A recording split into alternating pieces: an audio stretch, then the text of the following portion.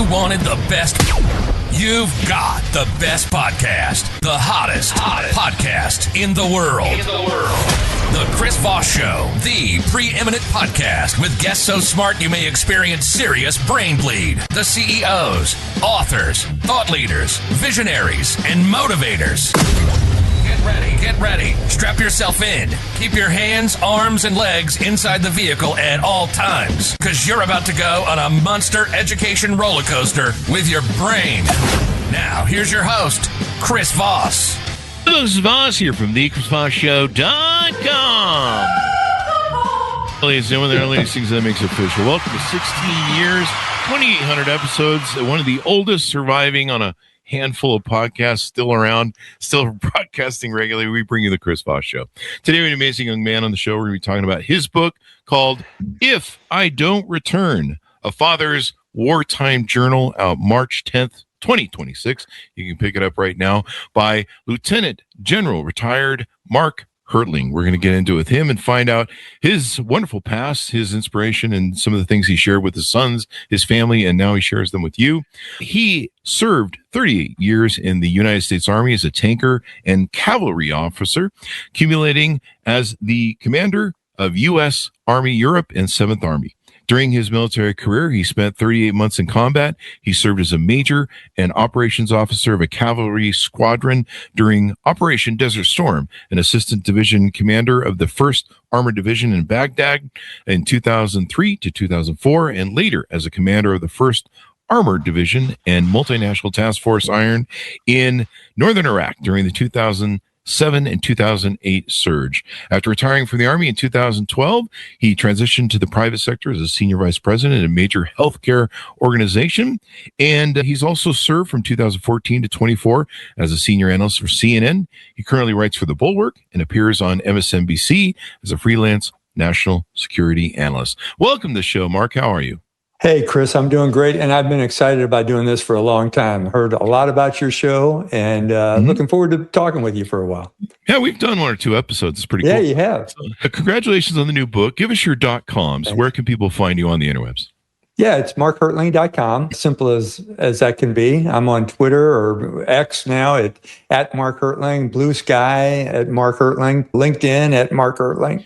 It's all pretty easy. Been on for a while and have a little bit of a social media presence, but it's been fun talking to various people about different things in terms of our democracy and what's going on in the world and some of the military operations we're conducting. What? Is there something going on in the world? A few things, yeah. Chinese curse. May live in interesting times, and boy, we're in one now.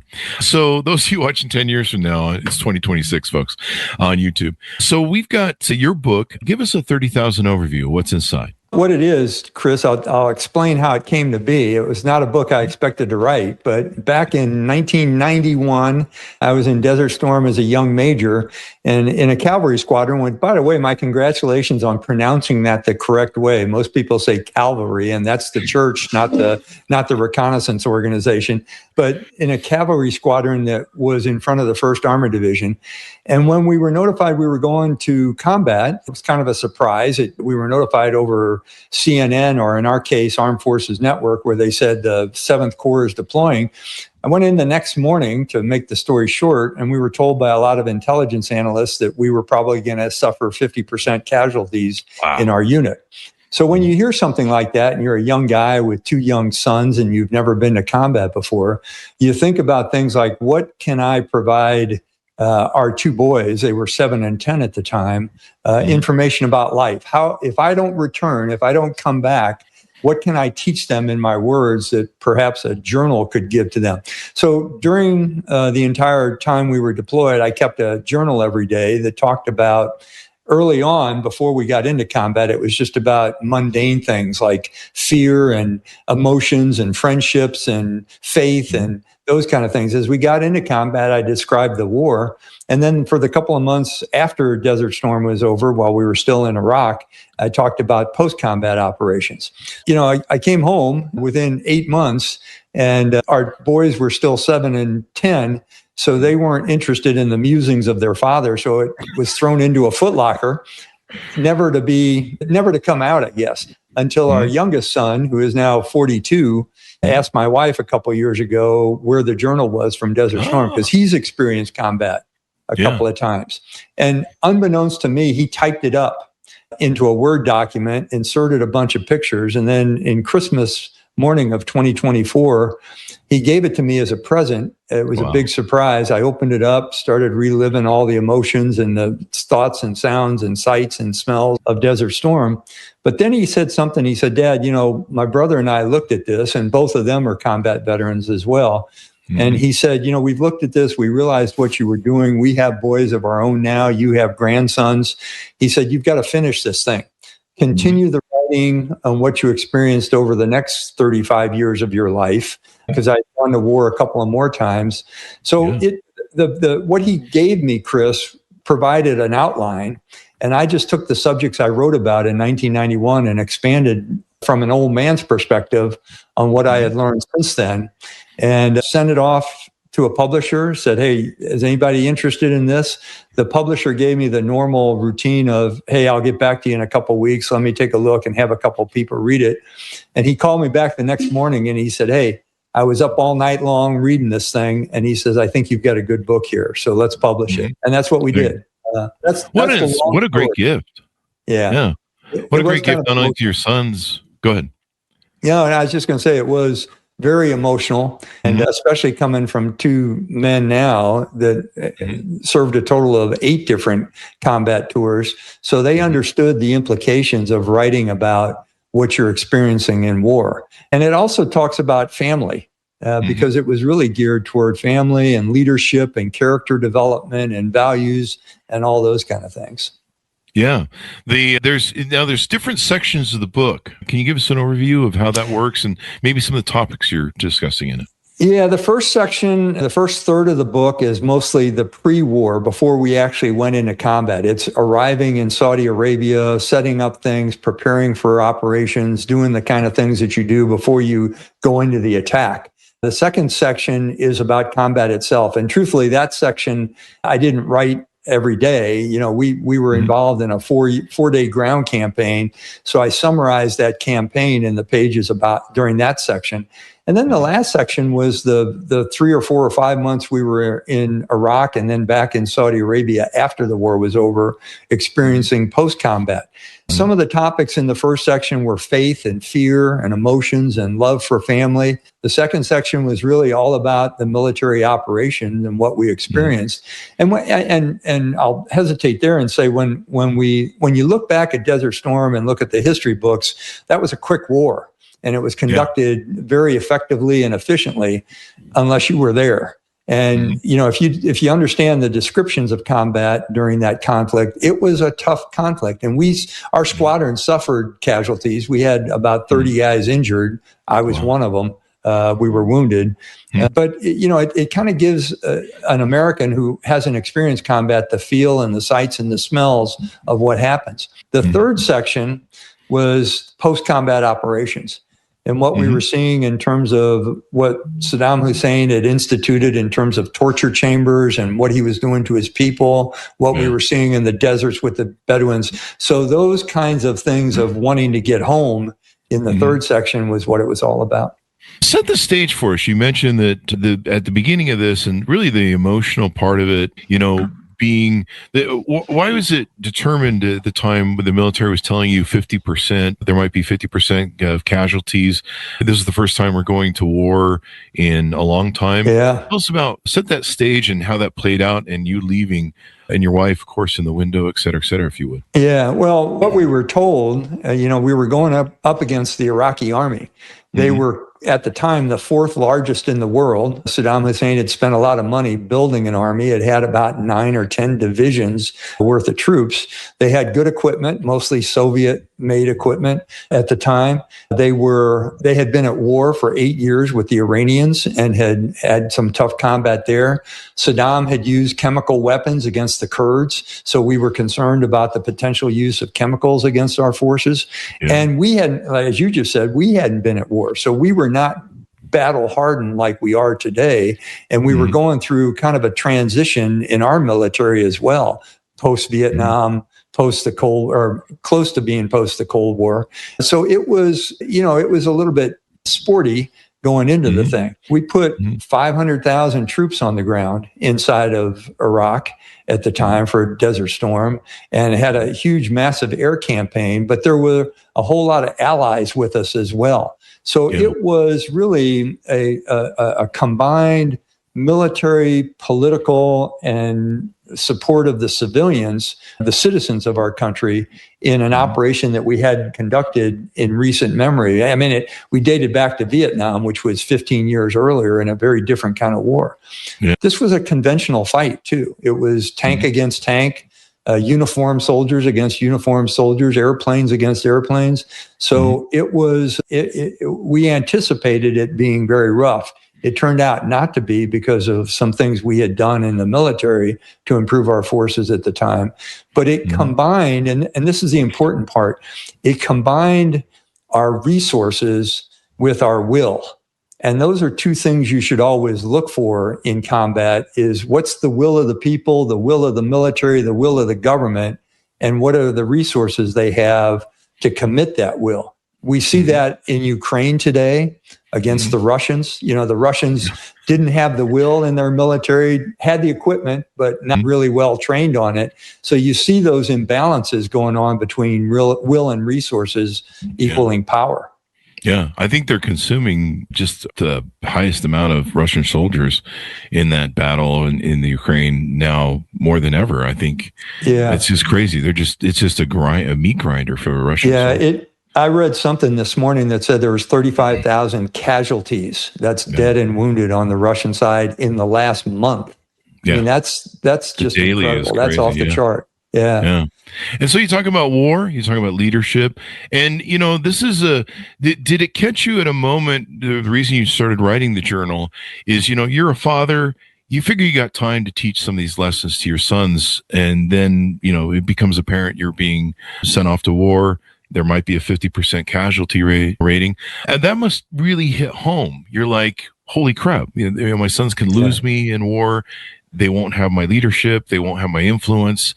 Have I imparted the different things to them? I imagine that was kind of an interesting, feelings and moments to go through. You talk about in your first chapter. Yeah, I was, I think, 34 years old at the time. Oh, wow. And when you think about, when you start, you don't think about mortality until you're much older. Or unless you've been diagnosed with cancer or something, then you begin worrying about it. But yeah, you're right. I mean, it was not only the kids, but am I going to have my wife as a widow? How is she going to raise these two young, very energetic boys without me? So it was really a love letter to all three of them, mostly to the boys. Yeah. And families, I think you mentioned, weren't used to deployments back then, because we haven't really deployed since Vietnam. And, this is a thing that, now it's kind of normalized. We've had so many tours of duty and different things we've been doing on all the different wars we've been doing. So it's pretty wild. You talk in the book about, what was the hardest part of the book to write about? I think there's a story that haunts you. Oh, yeah. That wasn't the hardest part, but that caused me to make a decision. I had one journal entry where I had to tell the readers, the way I break this down is it's normally the journal entry, which is about a page long, and then it has the post-journal reflection, what occurred over the next 35 years. But in one particular journal entry, I talked about how I after the war was over and we were basically going around to a bunch of bunkers to clear them after the ceasefire. And most of the bunkers we had cleared didn't have anybody in them. They had equipment. They smelled like crap. They were filled with feces and urine and smells, and it was just awful. But in one particular one, I went in all by myself. We had kind of become a little bit complacent. I went in one by myself, and there was a guy inside. And as I walked in, he, in the original journal entry, I talk about capturing him and bringing him out and all that. That's not what happened. And I said in my reflection that I lied in this journal entry to protect the boys. But what happened was I walked in, and this guy stood up and he started bringing his rifle up on me, and I shot him at point blank range. And if that wasn't tough enough, after I shot him, he fell forward. I shot him 3 times with a 45, and he rolled forward. His helmet came off, and inside the helmet, like most soldiers have, he had a picture of him and his wife and his kids. Wow. And that, that kind of brings a little bit of moral injury. Chris, I was a tanker. I was a Bradley guy during the Gulf War. I was on a Bradley. So we were actually engaging forces at 1,500 meters or more. So this was really the first time it was a face-to-face engagement. As I heard one guy call it coffee breath close, where you kill a man and you understand the moral implications of doing that, and what soldiers over the last 2 decades in counterterrorism and counterinsurgency operations have been doing face-to-face since 2001. So it really does help you understand what soldiers are asked to do and how it's something we should not be asking any human to do, but we do, in protecting our country. And that's haunted you for a lot of your years, hasn't it? Yeah, it did. For a long time, I was having recurring dreams. Finally went to see somebody to talk about it, a counselor, at my wife's suggestion, or actually my wife's persuasion, because she saw how I had changed quite a bit. And, it was interesting, I'll share this with you, and I think I talk about this in the book. It's the same thing with our sons. When you send your kids off to war, you're proud of them that they're fighting for the country, but at the same time, you're worried about how they're going to lose innocence when they come home. And that's something that both of our kids did, and our daughter-in-law too. We have 2 sons and a daughter-in-law who all went off to war. And you see them losing their innocence because of their experience, and how everyone that goes into combat suffers one form or another of moral injury. Yeah. I mean, I remember watching that first Iraqi war on TV, and it did seem simple, like you mentioned, the details, the devil's in the details, and the ugliness of the proximity of war. And, we all just saw bombs falling, and you could see for the first time the video of the missile going in and all that. It just seemed like you guys were just storming across the desert, hence Desert Storm, I guess. But the proximity of war, seeing, being eye to eye with the man. And I was moved when I read that about the story of the man, and, you realize that, we're all human beings. It's not just, this is the enemy, this is the friend, he has a family and stuff like that. And yeah, I can imagine that would be daunting to have to live with. And many of our military folks have to face that. Yeah, they do. And it was even more important during the recent operations in Afghanistan and Iraq, because all of the engagements there, not all, but the majority, were all very close in, face-to-face kind of things, as opposed to the distance that tankers and cavalry guys have with their long-range weapon systems. But even then, I mean, it's interesting. I've talked to Air Force pilots and drone operators even, that see the effects of them placing a drone or a weapon system from a drone on someone. I mean, we had drone operators in Arizona that were fighting inside of Iraq with their drones. They were controlling them from bases in Arizona, but they still had the kind of, I'll say it again, moral injury that you get when you're killing a fellow human being. It doesn't matter if they're enemy or not. Yeah. And it's their images haunt you. You see war is hell. But yeah, it seemed like a clinical type of war when you watched it on the news. And I think it's important that you share, what the real life experience is, so that we kind of understand the human element of it and the fallacy of it all. Yeah, well, we're right in the middle of engagements in Iran. And there are literally thousands of air sorties going on, and ships at sea that are making engagements with merchant ships and capturing vessels that shouldn't be in a water that we've proclaimed as blockaded. It seems sort of sanitary when you think about it in those ways. But, you take a look at those pilots that are going off aircraft carrier decks or launching from Missouri to take a 36-hour trip in a B-2. It's human activity that really, drives fatigue, drives the moral implications we talked about. There are some things, talk about a couple of pilots that get shot down, and imagine they are, touted for their actions when they get shot down.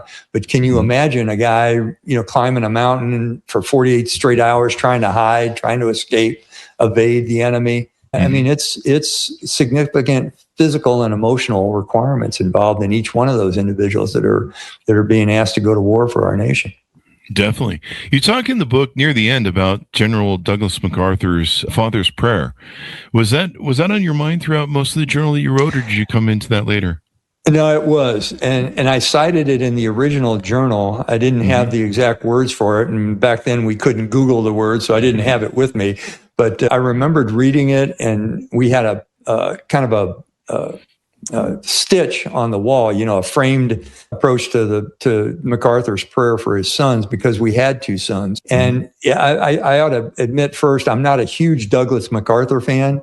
I think he had some real foibles, but this prayer about what he wants from his sons, so he can say someday, I'm very proud of them. It's really talking through character, essence of character.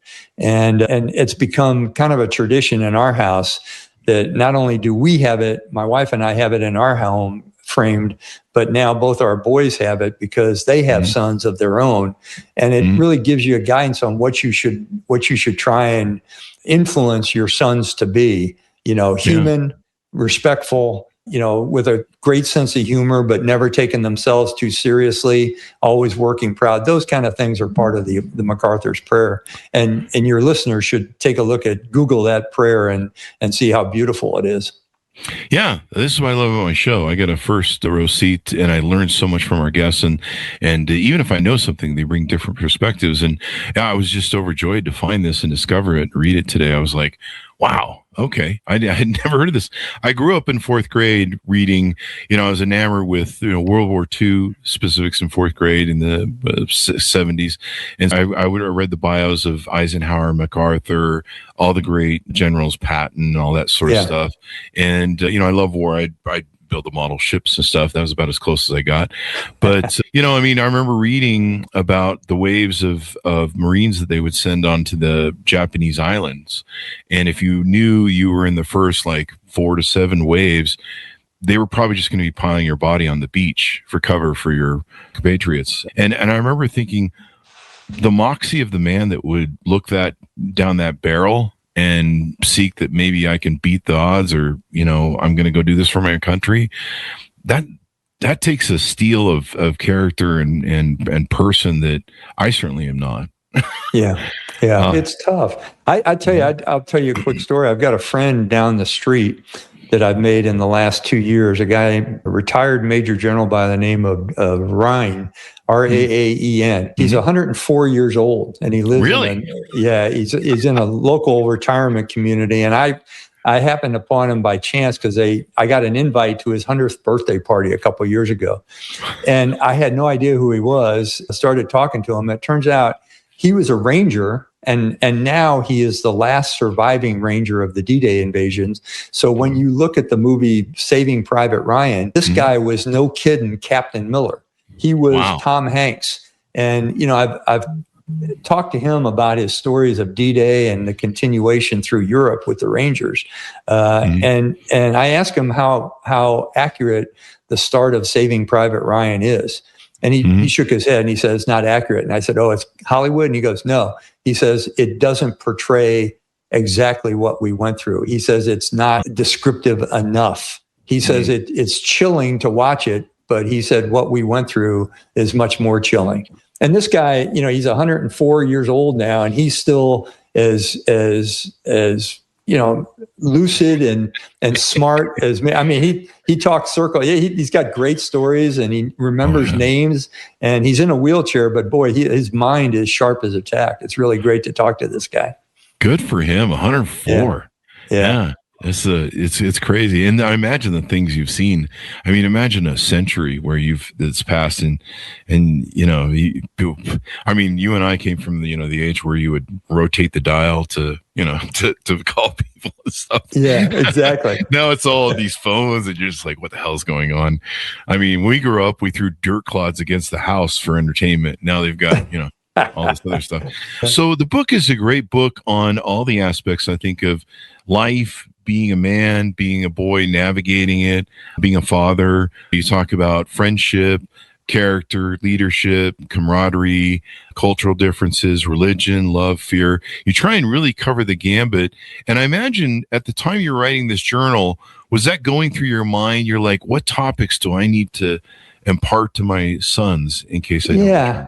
It's funny, Chris. I'd wake up every morning, and I'd have all kinds of things to do as the operations officer of a cavalry squadron. But I would be thinking all day long, what am I going to write tonight? What topic am I going to choose? And some of them, as you've seen in the book, were sublime. Character and leadership and faith and anxiety and fear. And some of them were just ridiculous. In terms of writing about what I was having in my MRE that day and how people are trading them around. And what the chaplain was saying as he was going around to different church services, those kind of things. So it was really kind of haphazard. And I was trying to portray a day in the life of their dad so that they would read it someday and say, oh, okay, this is what dad thinks about these different subjects. But I also covered, as you know, one chapter on what to look for in a wife or a mate. And that turned into a huge love letter to my wife, who we've now been together 51 years. And, I think both of our sons have found mates the same because maybe they took some of the advice I gave them of what to look for, Yeah. I can't imagine being in the situation where you're like, there's a 50% chance I might not return. I need to put this on the paper. And then just the overwhelming anxiety of, geez, what do I write? What do I talk about? And how do I get it out and get it on paper before, maybe something might happen to me. And at one point you were injured in the war, correct? Yeah. I was wounded on the third night of the war, the third of 4 nights. Oh, really? Along with a bunch of other guys. We were under an artillery attack, and we had, what some might call a mass casualty exercise. I think there were 28 total troopers that were under this cluster munition that fell on top of us. But we were right in the midst of actually transferring from our reconnaissance mission because we had found the enemy. And by all accounts, I guess they found us too. And we were passing a tank brigade through our line so they could go into the attack because a cavalry squadron with Bradleys isn't meant to conduct a frontal attack like this. So we were in the midst of coordinating that forward passage is what it's called when all this artillery came down on us. And it was about 2:00 in the morning. It was raining, as I recall. We had kind of been unscathed up to that point. We had a couple of smaller engagements. And then suddenly I was outside my vehicle talking to another guy to coordinate the forward passage. And suddenly I heard these 5 pops overhead. And I looked up and it was kind of drizzling rain at 2:00 in the morning. So I couldn't see what had happened. The next thing I know, there were, thousands of bomblets coming down all over our position, like hand grenades all over. And that's what a cluster munition does. So it was sort of like, I describe it as being inside of a popcorn popper. And suddenly all kinds of screaming going on and all sorts of noise and vehicles being damaged. And we had one that hit the top of our Bradley and it sheared off a couple of antennas and things like that. So it was pretty sporty. But what was interesting is as guys were being treated, I talk about this in the book, back in 1990, a cavalry squadron was all male. And I heard in the middle of the early morning before the sun came out, I heard a woman's voice treating one of our soldiers. I went over and I said something to the person in the dark. I said, are you a girl? And because your voice is really high. And she replied, yes, sir, I am. She says, my name, and she gave me her name.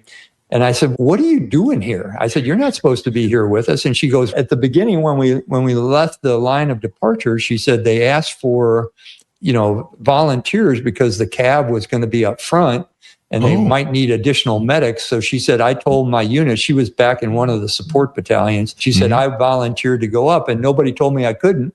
So I've been with you the whole time you've been riding along. And truthfully, Chris, that was my epiphany moment of how good women are in combat, because she was just as brave as any of the men. And she was willing to go up and be with us when we needed somebody. And that was pretty cool. Yeah.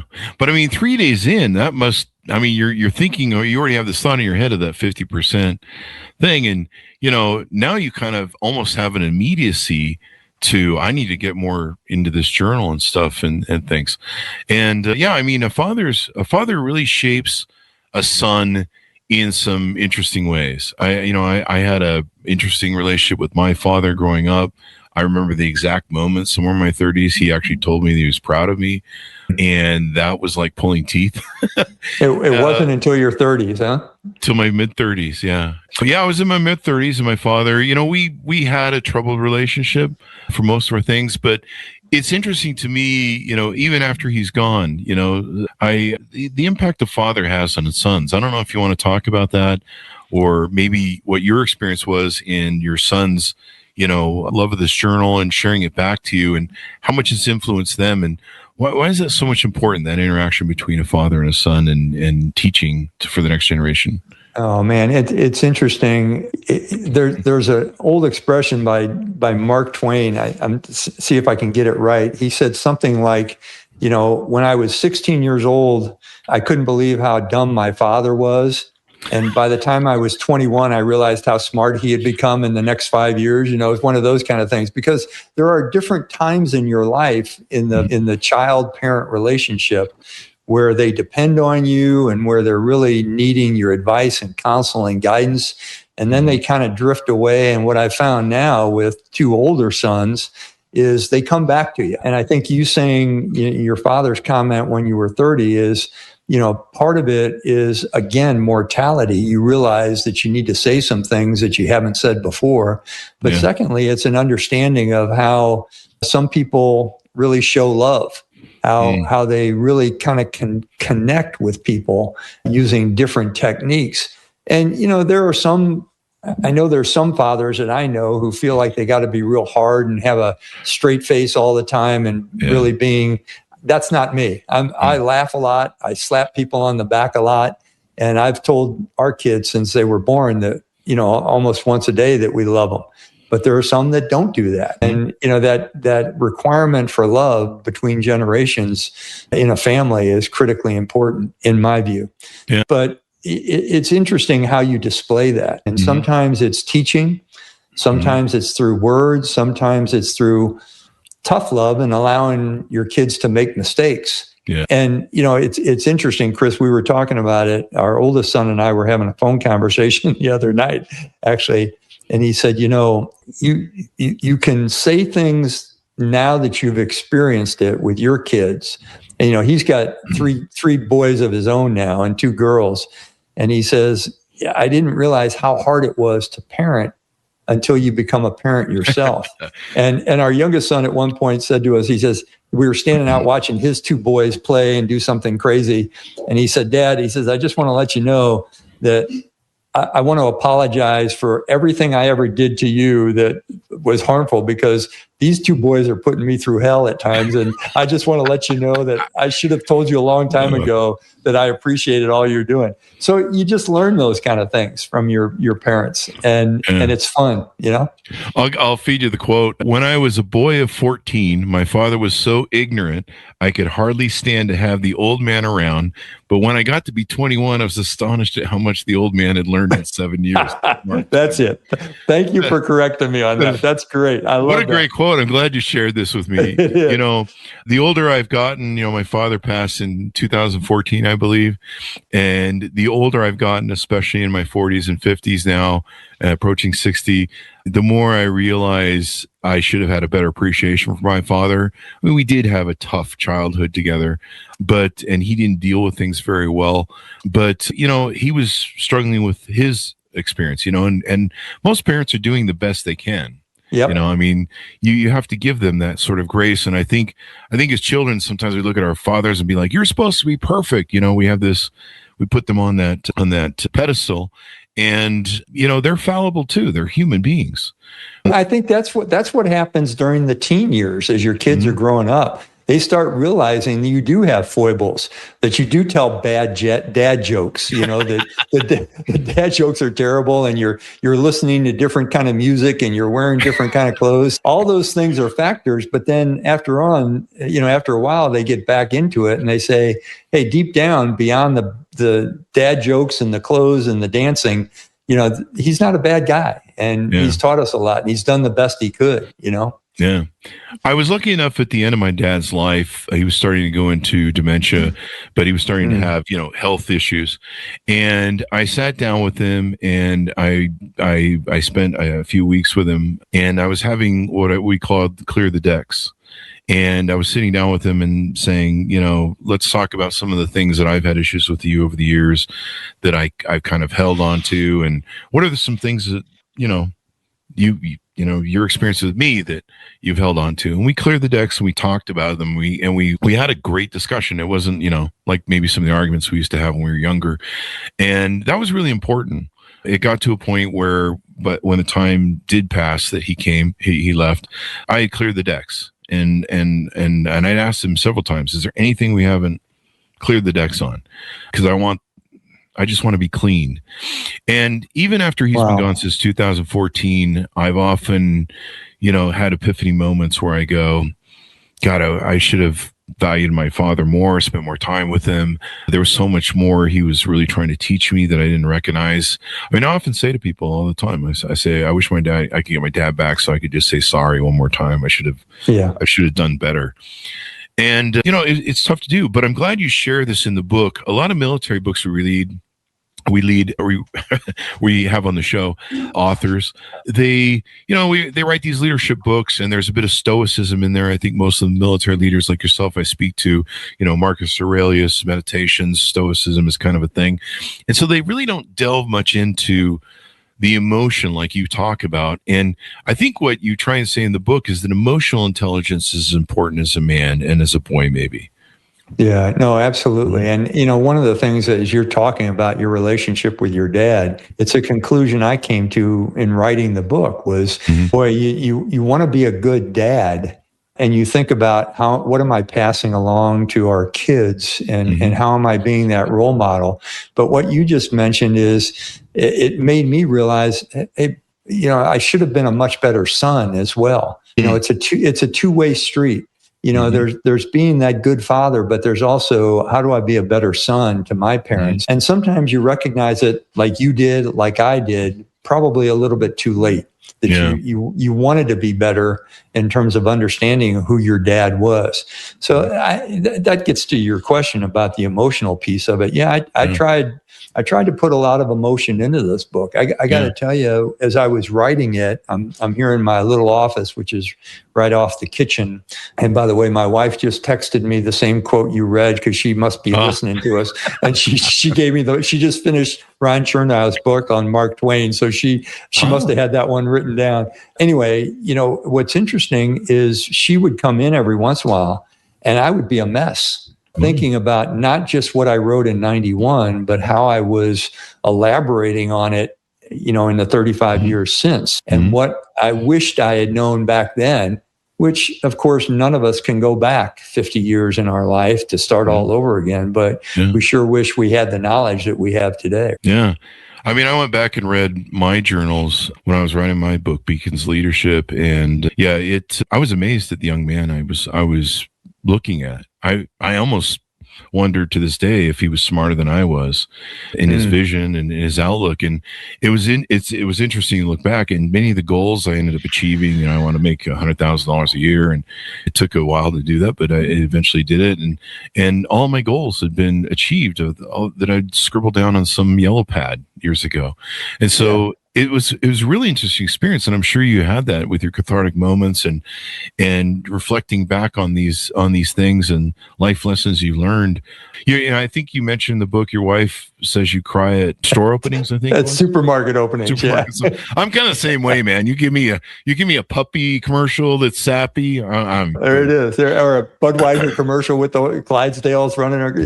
It's one of the things that I really took away from the book from writing the book was the importance of self-analysis, of continuous. We don't take time to reflect as much as we should. I used to tell my subordinate leaders when I was still in the Army, hey, take a couple of minutes a day to just reflect on what you're doing, see if you're doing the right thing, think about it a little bit. But we don't really do that. I mean, we may do it about what our missions or our tasks are on our professional life, but we don't take time to think about who are we as people when you're 50, 60, 70 years old or younger. And I think that's an important part of who we should become.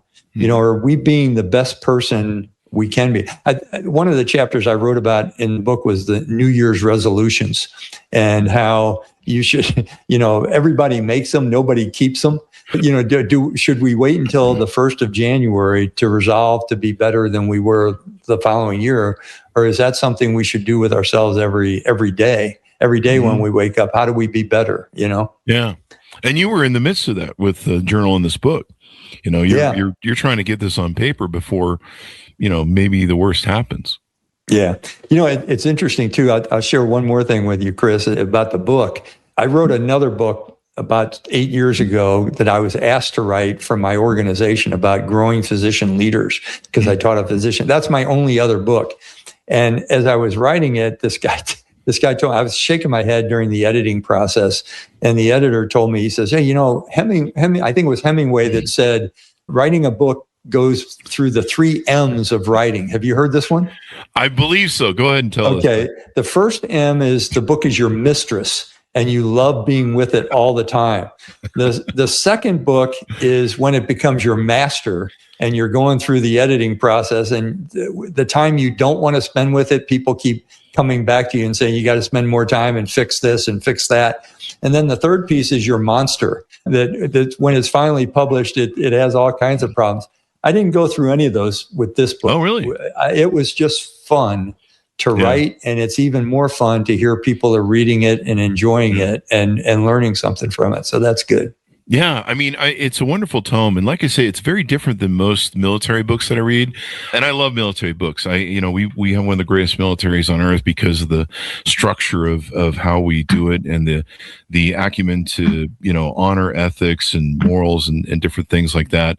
I mean, I remember what was the State Department's? I remember seeing the collapse of the leadership of the Russians and starting to really see how the Russians were behaving when they started the Ukraine war, and taking a look at their hierarchy of leadership and how it works and how you can decapitate part of it just by taking out a leader by their structure, where ours is very different. The leadership endures even if a leader's taken out. The unit still knows what its mission is, and then of course, they're forcing people to fight that war, buying them off, technically sending them to war. And I mean, some of the meat grinder stories you're hearing of the soldiers tied to trees and by their own commanders and the abuse and sending them on suicide missions. I think there was some of this that came out recently.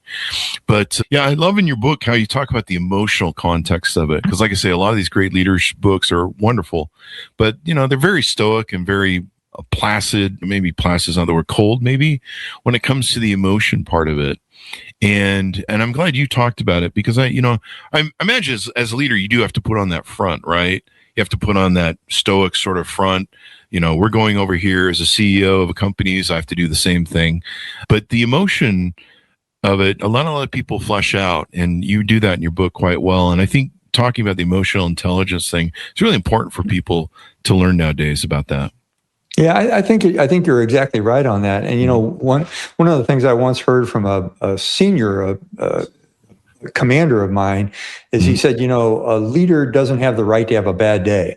And that is true in and of itself, because you can't show others that you're having a bad day if you're a commander or a leader, because you immediately affect the organization.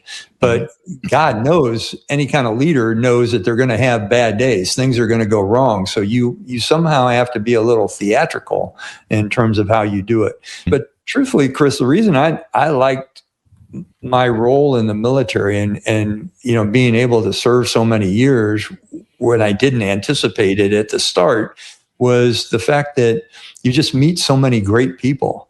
Yeah. And I'll just say it the way it is. You just, as a leader, you got to give a shit about others, and you just got to care for other people if you want to be successful as an organization.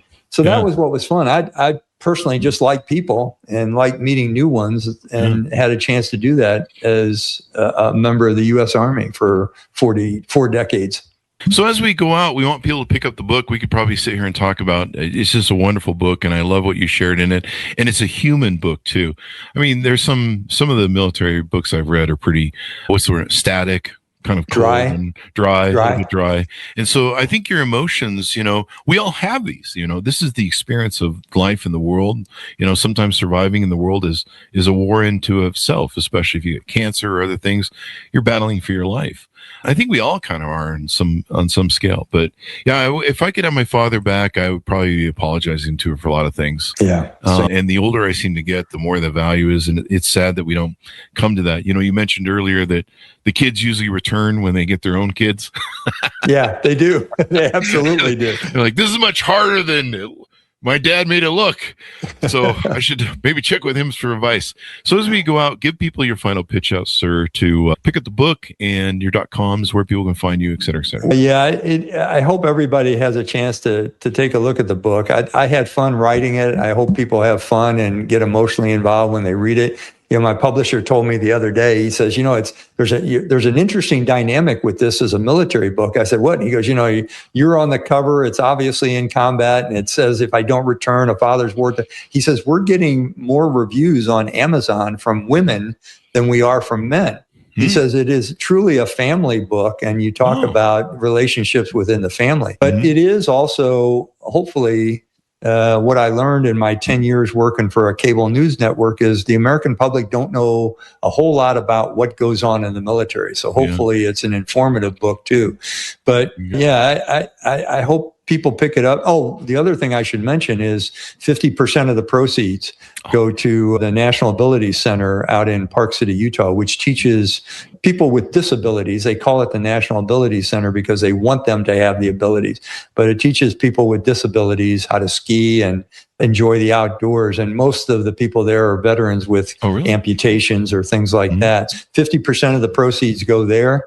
You can find the book on either Amazon, Barnes & Noble, primarily from Ballast Books, because if you order from Ballast Books, they'll send you an autographed copy, which I sign dutifully every couple of months. And my social media sites are all at Mark Hertling, either Twitter, LinkedIn, Blue Sky, or my website is markhertling.com. So please let me know what you think, and I appreciate anybody that picks up a copy. Thank you, Mark. We certainly appreciate having you on the show. Chris, it's been a pleasure talking to you. Thanks so much for your insight as well, and for opening up a little bit about your life. Yeah, I mean, I think like you said, this is a family book that harkens towards the relationships of a family, a father and his sons, and of course, wife, and just the experience of it, the emotional of it. Right now we've been on YouTube for 18 years, and so they like to write stuff like the iPhone 2 isn't $20 anymore or something, and people watching this years from now or decades from now, this on YouTube, we're in the midst of the Iran war, I guess we call it at this point. Yeah. And this book is probably very important for our time right now to understand what our soldiers are going through. We just recently saw a report about how they can't get food over there, where I think some of our people are cut off, our military is cut off, and they're eating just scraps from the looks of it. And understanding what we're really putting humans in front of with these wars. They're not clinical, they're not static where you can just look at them and be like, so there's this war thing. And I think a lot of people in America right now seem to just be dismissive of it at this point. Maybe it's because we're tuned out from too many, these little wars we do, but it's a book that can really bring that home, I guess. What I'm trying to say. War is not sterile. War is a human endeavor. There's always chaos. There's always friction. There's always dysfunction. It's not a video game where you can reboot and start all over again when someone gets hurt. And that's hopefully what's in the book too. I hope people realize that that's part of the reason I wrote it as well. Thanks so much, man. Appreciate it. Thank you, Mark. It's a real pleasure talking to you. Thank you. Folks, out of the book where refined books are sold, If I Don't Return, A Father's Wartime Journal, out March 10th, 2026. It'll pull on your heartstrings, but it's a wonderful human story. Go to goodreads.com/Chris Voss, LinkedIn.com/Chris Voss, Facebook.com/Chris Voss, YouTube.com/Chris Voss, and all this crazy places on the internet. Be good to each other. Stay safe. We'll see you next time. You've been listening to the most amazing, intelligent podcast ever made to improve your brain and your life. Warning, consuming too much of the Chris Voss Show podcast can lead to people thinking you're smarter, younger, and irresistible sexy. Consume in regularly moderated amounts. Consult a doctor for any resulting brain bleed.